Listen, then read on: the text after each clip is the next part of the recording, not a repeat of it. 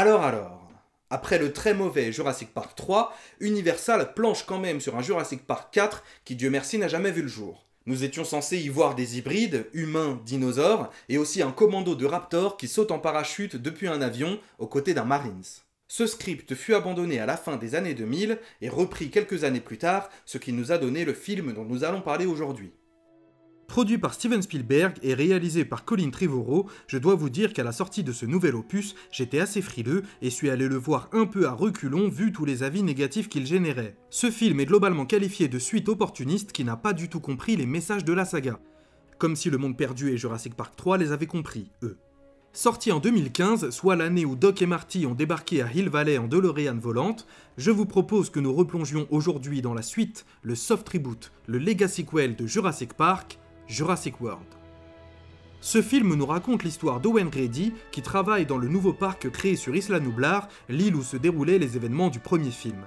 Dresseur de vélociraptor, Owen subit des pressions de la part de la société InGen afin d'utiliser les animaux comme armes militaires. Ça sera le genre à foncer droit sur la viande ennemie et à la bouffer des bottes au casque. Mauvaise idée. La directrice du parc, Claire Dearing, demande à notre héros de venir inspecter l'enclos de leur nouvelle attraction, un dinosaure génétiquement modifié, l'Indominus Rex. Mauvaise idée. Naturellement, l'animal va s'échapper et la situation va vite partir en couille. Les neveux de Claire, Zach et Gray, étant visiteurs du parc ce jour-là, finissent par se retrouver en danger à leur tour. On peut dire qu'ils sont passés à ça de rejoindre Elvis Presley. Quelques morts et péripéties plus tard, Owen finit par abdiquer et accepte de lâcher les raptors sur l'île pour aller poutrer l'Indominus. Inévitablement, les raptors se retournent contre les humains et un nouveau carnage tout en furtivité se lance, excepté pour lui. Poursuivi par les dinos, notre héros parvient à les faire revenir dans son camp, provoquant de l'empathie chez eux, et les raptors décident de se battre finalement contre l'Indominus Rex. Je me rends compte au fur et à mesure que dit comme ça a l'air un peu claqué Jurassic World. Tuez-les. Mais... je l'aime bien celui-là. Je refuse! Alors meurs! Ça fait 5 ans que j'ai cette vanne en tête. Claire libère le T-Rex qui, aux côtés de Blue, seul vélociraptor encore en vie, vont finir par venir à bout de l'antagoniste. Les visiteurs ayant été évacués ou dévorés, Isla Nublar redevient un lieu où la nature reprend ses droits, appartenant dorénavant aux dinosaures. Commençons par les défauts. Oui, Jurassic World possède un bon nombre d'incohérences narratives, c'est un fait indéniable. Faisons la liste ensemble et commençons par le plus évident. Claire, distance, un T-Rex en talon. C'est sûrement la plus connue. Nous parlons du Tyrannosaurus Rex, l'un des plus grands prédateurs de cette planète. Nous avons chronométré le Tyrannosaure Rex à 40 km/h. Et cette nana, qui n'a pas l'air sportive plus que ça, une gestionnaire qui parle argent et profit tous les jours, parvient à ne pas se faire bouffer quand elle se fait poursuivre, alors que même la Jeep du premier volet a galéré en 4ème vitesse. Les personnages ne vérifient pas l'implant de l'Indominus Rex avant d'entrer dans son enclos, et quand ils le font... Elle est dans la cage, elle est avec vous! Surprise, motherfucker! D'ailleurs, en parlant de ça, comment le dino sait que son implant GPS est un implant GPS? Quand il se le retire volontairement pour attirer le commando, comment pouvait-il savoir quelles conséquences son acte allait avoir? Ok, il s'est rappelé où ils l'ont mis, mais comment peut-il penser que cette puce dans son corps indique sa position aux humains? Faut dire aussi que ce dinosaure, c'est juste un putain de ninja. Elle peut se camoufler! Pourquoi les gyrosphères ne rentrent pas par elles-mêmes en gare de départ? Quand les gamins sont paumés seuls dans la vallée, normalement, le type qui travaille à l'embarquement, il a juste à appuyer sur un bouton pour qu'elles reviennent toutes. Là, on attend que les gens décident par eux-mêmes de rentrer avec un message sonore. Punaise, je vais leur amener les gamins avec qui je bosse. Ils vont jamais les retourner, les gyrosphères. Hein. Je suis éducateur pour ceux qui se demandent. On parle d'un parc high-tech qui a des putains de gyrosphères. Et y a même pas une option de sécurité, je sais pas moi, au cas où un dinosaure s'échappe? Parce qu'en plus, quand t'es dans la vallée aux côtés des herbivores, même avec eux, ça peut partir en couille. Vous vous rappelez pas de cette scène? Toujours pour parler des gyrosphères, on a un sublime fort accord où la boule change de sens dans la gueule de l'Indominus Rex. Regardez, on est face au dino, on peut voir sa glotte, et pouf, on lui tourne le dos histoire de s'échapper facilement. Oui, parce que dans la position initiale, tu as beau défaire ta ceinture, tu peux toujours pas sortir. J'ai également noté la non-conformité aux règles de sécurité du bassin du mosasaure, vu qu'un choc sur la barrière suffit à le faire remonter et choper tout ce qui se trouve à la surface. J'imagine qu'en temps normal, si un groupe de gamins tape la barrière pour attirer l'animal, ils peuvent se faire bouffer également, ou ne serait-ce que si tu fais tomber ton téléphone dans l'eau, ils débarquent et ils te croquent. Franchement, c'est pas très sécure tout ça. Nous avons aussi le personnage de Zach, adolescent impassible, qui ne cherche qu'à faire du eye contact avec les nanas. Non, il veut pas choper, hein, juste les regarder avec un air ténébreux. Et c'est sa seule caractérisation. Et je terminerai en précisant que faire de la moto dans la jungle c'est compliqué, surtout avec ce modèle, donc crédibilité zéro, mais bon, la séquence elle a quand même la classe. Et c'est tout. Bon, ça fait déjà beaucoup, mais je dois vous le dire maintenant, malgré tous ses défauts, j'adore Jurassic World. C'est un putain de bon film. L'histoire de Jurassic World se passe sur à peine 24 heures et se déroule intégralement sur Isla Nublar, hormis la scène d'ouverture. D'ailleurs, dans celle-ci, nous avons un excellent foreshadowing sonore qui annonce déjà le danger dans lequel se retrouveront les gamins. Ce film possède ce que j'appelle un scénario grain de sable, dans le sens où nous allons suivre une situation légèrement problématique qui va empirer petit à petit sous nos yeux jusqu'à devenir explosive. Comme si nous avions devant nous une machine parfaitement huilée et qu'un simple grain de sable viendrait se loger dans les rouages du mécanisme, provoquant une réaction en chaîne, s'achevant toujours par l'arrêt complet du système. On part d'un dinosaure qui s'échappe, puis les réactions humaines font péter la volière, donc on libère les raptors et le T-Rex histoire d'avoir un chaos total à la fin. D'autres exemples de films à grain de sable ? Jurassic Park, bien sûr, mais aussi Gravity, L'Impasse, ou encore Le Dîner de cons. Il est méchant, Monsieur Brochant, il est mignon, Monsieur Pignon. La réalisation de Jurassic World est très réussie, avec des plans très cool, des tableaux variés et des scènes d'action qui sont toujours très bien gérées. Je compte notamment la première apparition de l'Indominus, trop grand pour pouvoir entrer dans le cadre et qui me fait totalement flipper avec le plan où son museau flaire sous la voiture. J'aime également quand il se fait le commando, scène assez violente que je trouve pour ma part hyper jouissive. Et en parlant de violence, qui n'a pas aimé la scène du buffet à volonté où les ptéranodons attaquent l'allée centrale où sont rassemblés les visiteurs du parc. Déjà qu'au moment où ils s'échappent de leur enclos et foncent sur l'hélicoptère dans un tableau qui reprend les plans initiaux du monde perdu est stylé, mais là, ce passage est juste ouf! D'une générosité gargantuesque tant il se plaît à nous montrer ce carnage tout en évitant le gore, avec le point d'orgue, la mort de la babysitter. J'aime aussi la scène de course-poursuite en ambulance où les raptors comptent bien bouffer les gamins à l'arrière avec un plan hommage au premier film. Et puis, comment oublier l'entrée du T-Rex, avec ce chant sur Claire visiblement terrifiée mais pleine de courage, qui enchaîne avec ce contre-chant sur la forêt obscure qui dévoile la silhouette du dinosaure, ça me met les frissons. En fait, je trouve toutes les scènes d'action du film très réussies. Du petit suspense quand le bolos tombe dans la cage, au combat final, je kiffe. Mais la principale raison qui fait que j'adore Jurassic World, c'est Jurassic World. J'adore le design de ce parc, la direction artistique qui a été choisie ainsi que les différentes activités qu'on peut y faire.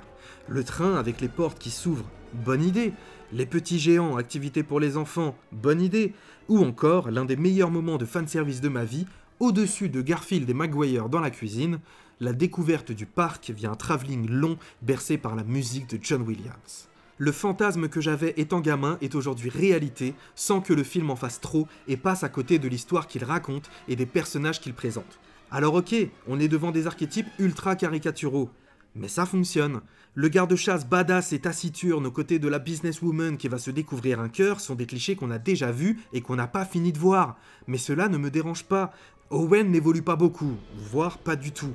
Pour autant, c'est le personnage qui a une longueur d'avance sur les événements. Vous avez en stock un M134, équipé un hélico avec, et fumez ce truc-là. Il est beau, il est fort, il est juste, et n'a aucun défaut. Il ne fait pas non plus énormément de vannes, ce qui me fait plaisir, car après Les Gardiens de la Galaxie sortis l'année précédente, il aurait été facile de retrouver l'acteur dans le même registre. Claire évolue bien plus. On la rencontre en tant que connasse qui ne connaît pas l'âge de ses neveux, considère les dinosaures comme de vulgaires chiffres et traite globalement ses collègues comme des merdes. Puis, au fil du récit, elle évoluera, prenant conscience de la fragilité de la vie et trouvant l'accomplissement en sauvant la situation grâce au pouvoir des chaussures à talons. Claire défonce, ok ? Une si belle évolution de personnages qui personnellement participe au fait que je crois encore un peu en l'humanité, car même derrière les gens détestables, nous pouvons peut-être trouver de belles personnes. Et ça, c'est beau putain. C'est déjà vu 100 fois, mais ça reste beau. Devant Jurassic World, je retrouve un émerveillement similaire à celui que j'ai ressenti devant Jurassic Park. Tout cela également pour nous faire comprendre, comme dans le premier film, qu'il ne s'agissait que d'une illusion, que contrôler une espèce disparue est impossible et que la vie trouve toujours un chemin. La musique est aussi très réussie, avec des compositions originales de qualité.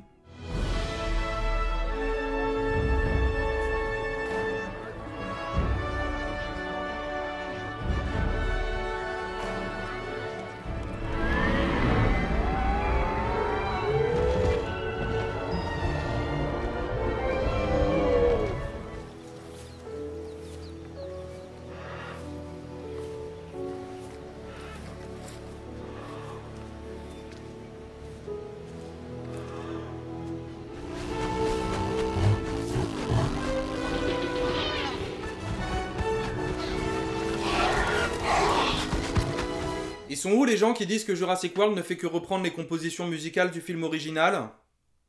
Non, parce que c'est faux en fait. Tout comme dire qu'Owen dresse les raptors sans difficulté. Il galère à travailler avec eux. C'est un boulot compliqué, de longue haleine, avec des animaux capables de faire preuve d'une empathie toute relative. Les raptors ne sont pas des gentils. Bon, Blue le deviendra dans la suite, mais pour le moment, aucun vélociraptor n'est gentil. On a bien dressé des lions, des dauphins, des éléphants, des primates. Ça paraît impossible de pouvoir nouer une relation avec un raptor et de les faire obéir quand on a commencé à travailler avec eux dès la naissance. Ils ne contrôlent pas les raptors. C'est une relation. Ils leur demandent d'obéir et cela ne marche pas toujours. Ils étaient prêts à le tuer quand il sauve le Boy Scout au début du film et changent d'alpha quand il rencontre l'Indominus. Owen est souvent poursuivi par ses propres dinosaures qui sont prêts à le bouffer à la moindre occasion. C'est une relation. Il échange avec ces animaux, il leur parle, et ils lui répondent d'ailleurs. La preuve. C'est comment? Je reste? Non. Ok. Alors, salut? Bon, sur le coup, j'avoue qu'ils sont allés un peu loin. Beaucoup de personnes s'accordent sur l'interprétation de Jurassic World en disant que c'est un blockbuster qui critique le blockbuster. Comment vous dire que je suis pas sûr d'être d'accord avec cette affirmation? À sa sortie, tout le monde avait vu en Jurassic World une manière de critiquer Hollywood et l'industrie des effets spéciaux.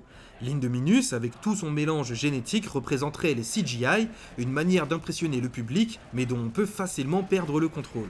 Quant au Vélociraptor et au T-Rex, ils représenteraient les effets pratiques, vestiges du premier Jurassic Park, où on ne foutait pas encore des images de synthèse partout.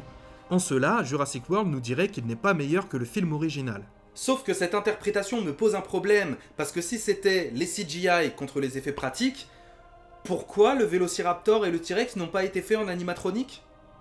Le seul animatronique de ce film, c'est ce pauvre herbivore qui est en train de mourir. La scène est super cool, mais c'est tout ce qu'on a en termes d'effets pratiques. Tout le reste n'est que CGI. Même quand les vélociraptors sont muselés, ce sont des images de synthèse. Ce serait quand même con pour un film de critiquer les technologies actuelles en n'utilisant que celles-ci. À la rigueur, on pourrait se dire que eux, ce sont des dinosaures bio, contrairement à l'Indominus qui lui est plein d'OGM. Mais ça aussi, ça tient pas debout. Les dinosaures de la saga ne sont pas purs non plus. On a comblé leurs failles avec de l'ADN de grenouilles, ce qui les a rendus hermaphrodites. Ça vous paraît être bio, ça? Il n'y a rien à Jurassic World qui soit naturel. On a toujours colmaté les trous du génome avec les ADN d'autres animaux, et il est vrai que si leur code était pur, beaucoup auraient un aspect différent. Non. Pour moi, cette interprétation ne tient pas la route. Jurassic World est un très sympathique film d'aventure, et ça s'arrête là. Je n'y vois aucun message sous-jacent, si ce n'est qu'il faut respecter la vie. Sans oublier que dans ce film, nous pouvons trouver de la tristesse,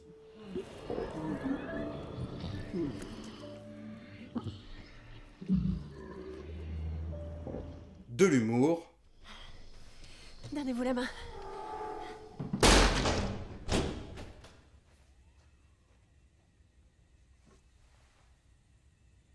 des moments malins, Attends, c'est pas toi le petit génie de la famille? Compte. 1, 2, 3, 4. Plus lui. et aussi un beau message. Notre indice satisfaction client est constant, au-dessus de 90.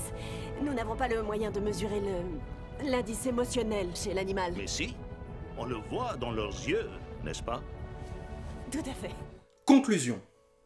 Jurassic World est loin d'arriver à la hauteur de Jurassic Park, c'est indiscutable. Mais il n'en demeure pas moins une suite digne du film original, ayant des problématiques transversales à celui-ci, tout en restant un pur divertissement original. Ce film est cool. Il transpire le cool et arrive à l'être quand bien même il n'a pas du tout la portée philosophique du premier volet. C'est un excellent redémarrage que je revois très souvent et qui est pour moi la meilleure suite de la saga entière. Jurassic World, comme ses prédécesseurs, a un récit qui reste basé sur la cupidité de l'homme et sa capacité à ne pas apprendre de ses erreurs. A l'instar de Scream 5 et de Creed, ce film comprend la saga qu'il continue et l'amène sur de nouveaux rails, solides, qui laissent tout un tas de portes entr'ouvertes pour les suites à venir. Alors ok, c'est un simple blockbuster, bien emballé, au scénario parfois bancal et aux clichés aussi gros que la saga qu'il continue. Mais quand même, ça fait plaisir. Voilà, c'est tout pour moi. Merci beaucoup d'avoir regardé cette vidéo. Comme d'habitude, je vous invite à liker, à commenter, à partager et à vous abonner. Prenez soin de vous. À très bientôt. Salut!